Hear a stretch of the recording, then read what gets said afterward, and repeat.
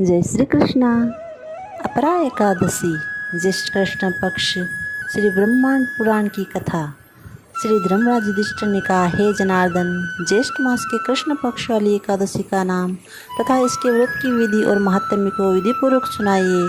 श्री कृष्णचंद्र ने कहा, हे राजराजेश्वर, ज्येष्ठ मास के कृष्ण पक्ष की एकादशी का नाम अपरा है। यह पुण्यों को देने वाली तथा पापों को नष्ट करने वाली है तथा अपार धन देने वाली है। इसी कारण इसका नाम अपरा कहा जाता है।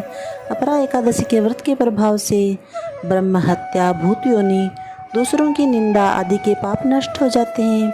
इस अपरा एकादशी का व्रत करने से तथा इसके प्रभाव से पर स्त्री के साथ भोग करने वालों के पाप भी नष्ट हो जाते हैं।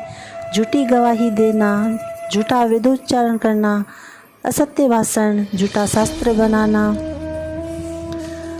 और झूठा ज्योतिषी, झूठा वैद्य आदि सबके पाप इस अपरा एकादशी का व्रत करने से नष्ट हो जाते हैं। युद्ध क्षेत्र से भागे हुए क्षत्रिय को मिले हुए नरक का इस व्रत के प्रभाव से छुटकारा होता है और स्वर्ग की प्राप्ति होती है। जो फल कार्तिक पूर्णिमा को तीनों पुष्कर में स्नान करने से, मकर के सूर्य में, माघ में प्रयाग स्नान से, काशी में शिवरात्रि को व्रत करने से, गया में पिंडदान करने से, बृहस्पति युक्त सिंह राशि में गोमती नदी में स्नान करने से, कुंभ में श्री केदारनाथ जी के दर्शन करने से तथा बद्रिकाश्रम में रहने से, सूर्य ग्रहण में कुरुक्षेत्र में स्नान व घोड़ा, हाथी और स्वर्ण दान करने से जो फल मिलता है, वही फल ज्येष्ठ मास के कृष्ण पक्ष में होने वाली अपरा एकादशी का विधि पूर्वक व्रत करने से मिलता है।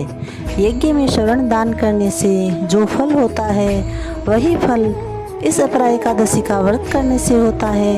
हे राजन, यह अपरा का व्रत पाप रूपी अंधकार को हटाने के लिए सूर्य के समान तेजवान तथा पाप रूपी मृग को वध करने के लिए सिंह के समान है। यह जीवन पानी के बुलबुले के समान है। अतः मनुष्य को इस अपरा एकादशी के दिन श्री विष्णु भगवान का भक्तिपूर्वक व्रत करना चाहिए, जिससे विष्णु लोक की प्राप्ति होती है। जय श्री कृष्णा। Thank you.